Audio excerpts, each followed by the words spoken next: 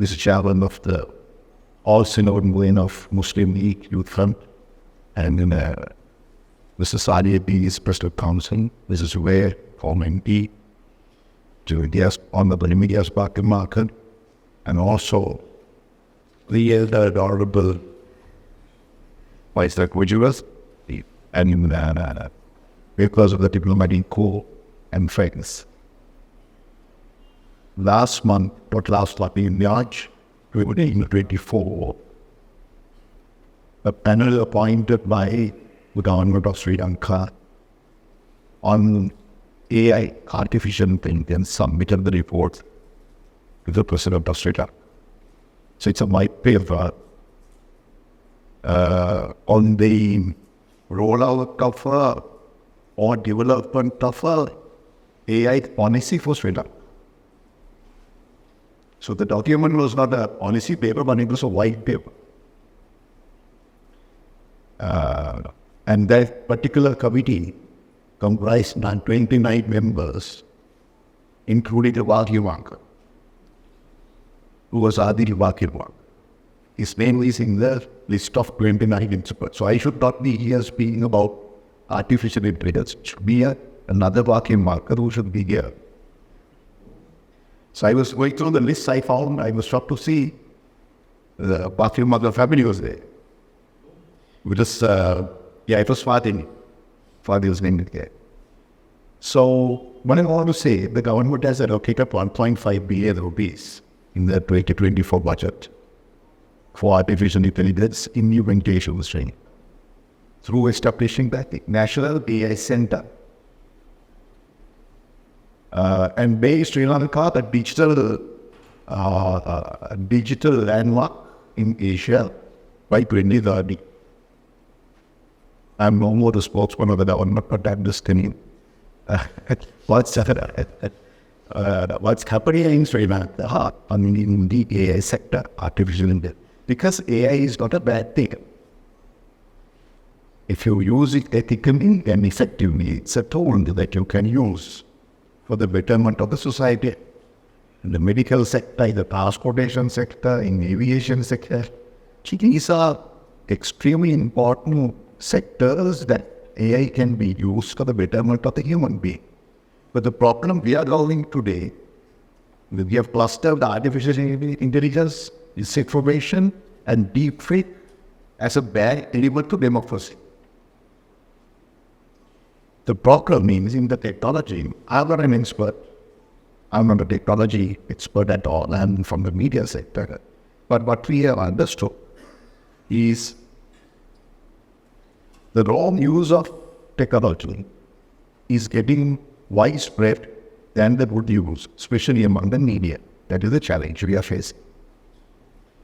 So, unethical use of technology is affecting democracy in a big ways. The ethical conduct of technology you can see in other sectors. But when it comes to information and media, messaging, the technology is used in the wrong way, unethical way. But don't forget the fact, technology cannot work on its own. There's a human being behind this technology. So the problem is not with the technology, the problem is with the human being behind this technology. So again, we are going back to the human aspect of technology. Every misuse of technology is being done by a human being, a person behind his technology, including the nuclear science. In this entire concept of democracy, we find this wrong use of technology, wrong use of the concepts, the tools of technologies become the major issue. Now, if you look at the ongoing elections in India, state out the 18th parliamentary elections of India, the political parties have invested in average 23% of their campaign financing into artificial intelligence. 20%. That's a huge amount. That's a massive. If you are ready to invest in technology, 20% of your campaign, that could create a rise by really earning more than 50%. So technology is becoming the tool now. Why is it? You can reach individual border for these politicians. What is the biggest challenge in the upcoming age? How do you get the message to the individual person? So you might go house to house campaign, you will do massive rallies. No need anymore. How did Iran Khan did massive rallies in Pakistan when he is in Iran? Millions gathered around him on TikTok, virtual. And here Ibrahim are speaking on your mobile phone to you, personally to you. So you don't need to know massive campaigns, deploying thousands of buses, transporting people from Honorable Colombo in buses, giving lot of money to the bus owners and giving every passenger some money and food. No need. Just get into his mobile phone through technology and give the message. You save money. So this is a simple logic, and this simple logic is being applied everywhere in Asia, including in our neighboring countries. So we know what has happened in Pakistan, because Pakistan became a role model. I'm repeating this in every stage. Society views, because the campaign by Imran Khan was a role model to many of us in Asia, because his party ran the campaign entirely on technology, based majorly on using artificial intelligence, addressing every candidate and suppressing every effort by the military regime to block him by the state. And it was a success story. Make a success story. He addressed the nation. Why is the jail? Through creation of avatar.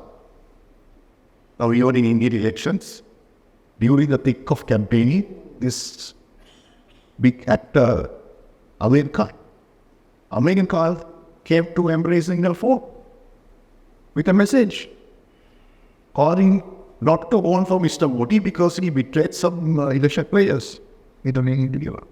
American, they are not all against Mr. Modi, because it was deep fake created by artificial intelligence. Then America was so shocked because he knows within 24 hours he'll be in trouble. He just denied this. So he had to resign. There was another actor doing the same message.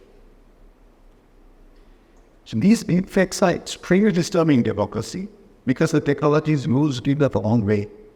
But these companies who are doing this artificial intelligence, they have this ethical codes and the confidentiality agreements when you do that. But when you do this voice cloning or avatar creations, all these laws are violated. So that's what's happening in now in even India, because now only we are talking about artificial intelligence, but in the elections in 2014, that was the first artificial intelligence campaign in Asia by Mr. Modi. Any political cap should learn Mr. Modi's use of technology.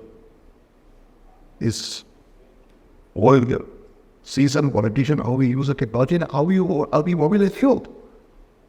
Maybe not for good, but how it does it. That's the art. So this has created massive momentum in India. Sure, we all know, I don't think majority of us, we don't agree in his politics, the way treat democracy at large, but how we function, how we deliver our technology, how many volunteers he has to disseminate messaging. It's a digital army he is having to use technology. I'm sure these things will definitely replicate in Sri Lanka, because if you compare a lot of Indian elections for the last 10 years are exactly blueprinted here. I don't know how. Team of us were studying the election campaigns by BJP for the last 15 years in India. And if you compare them with Sri Lanka, some political camps here, those are exactly the blueprints to create a national view. How you create a national view. So we are passing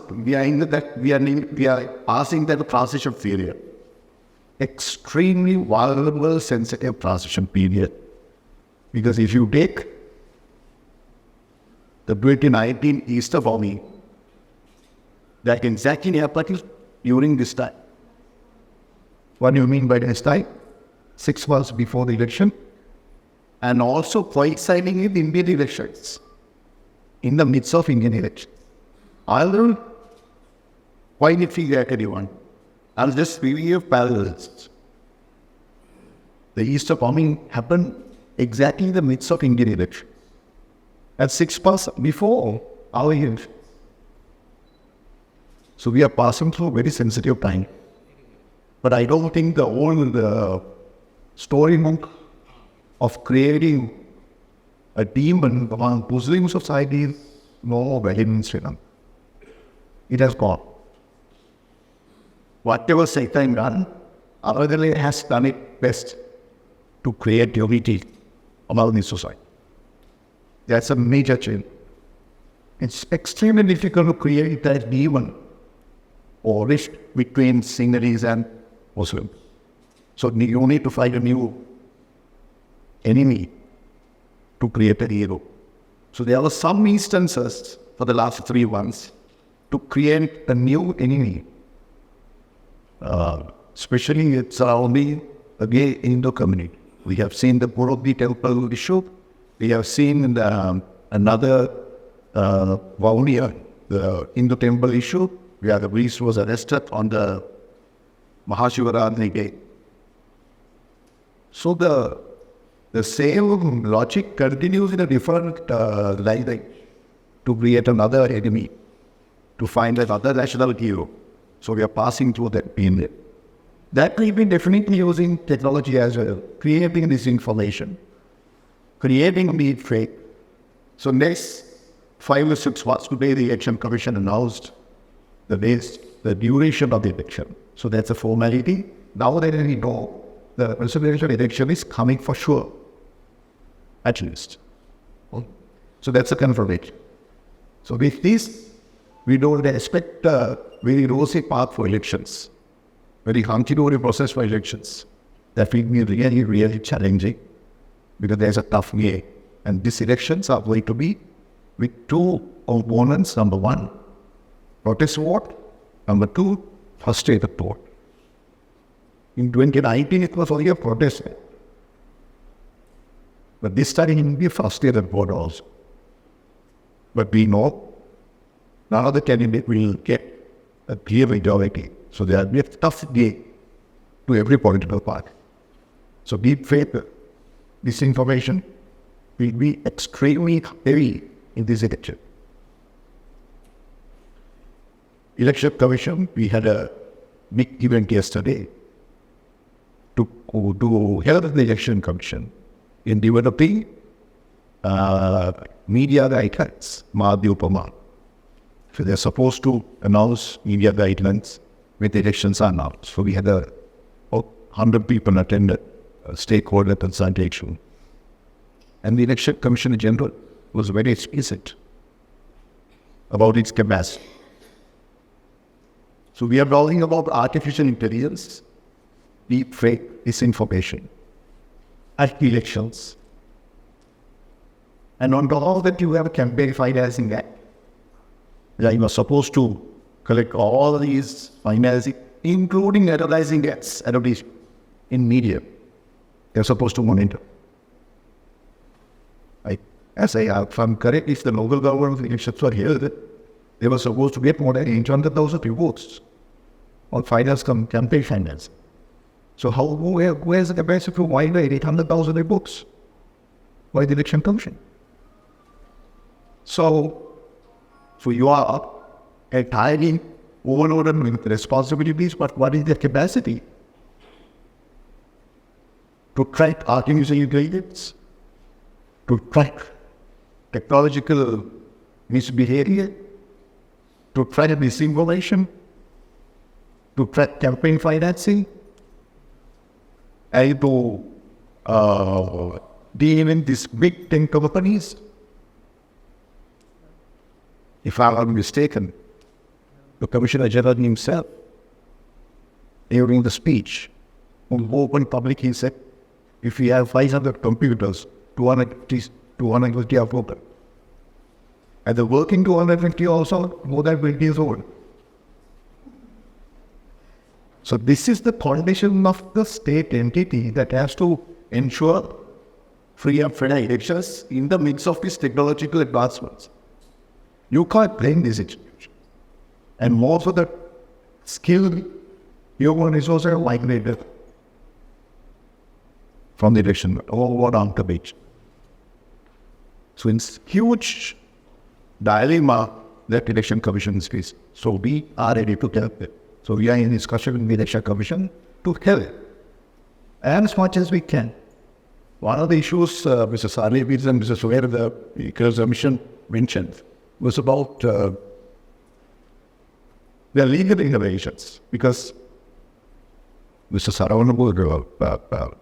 Pakistan Saravanabu raised this issue during the discussion about being strong institution, being independent, be brave to take decisions.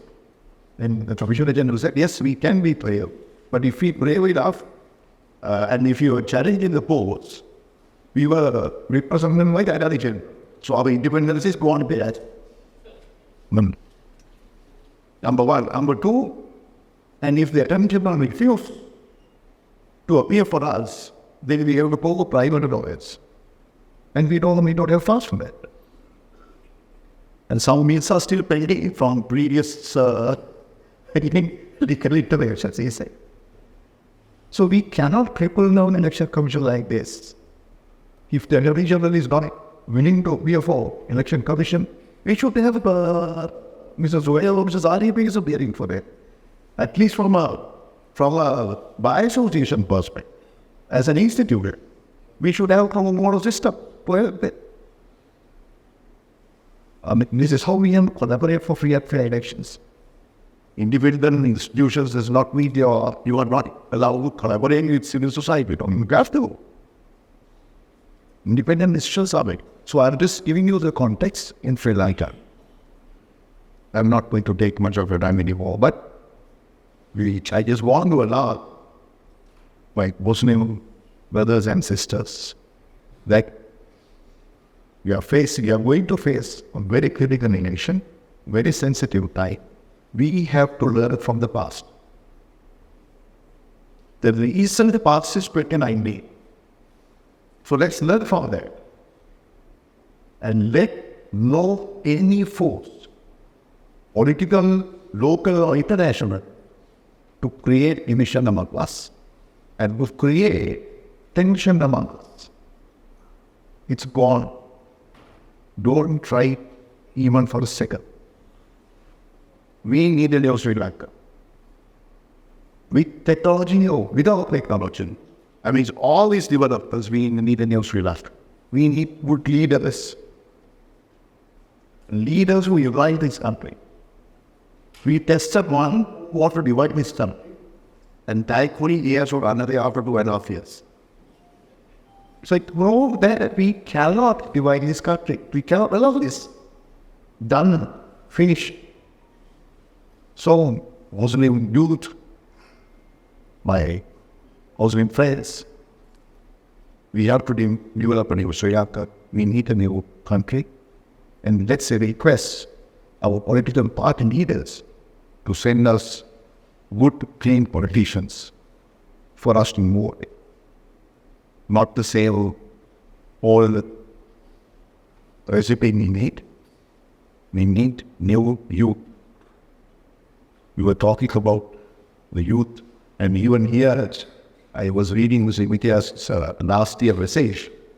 We were talking about 25% representation of youth and how old our political generation is.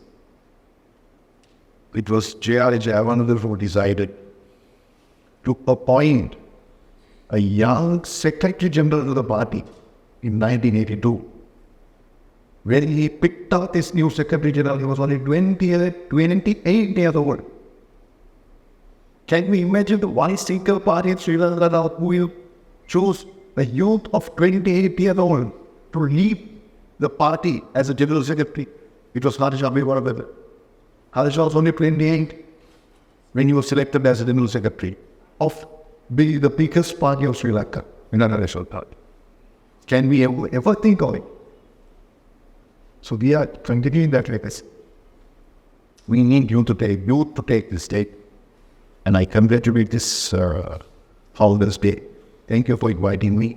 Let's repeat the request for a new Sri Lanka with very solid young leadership. Thank you.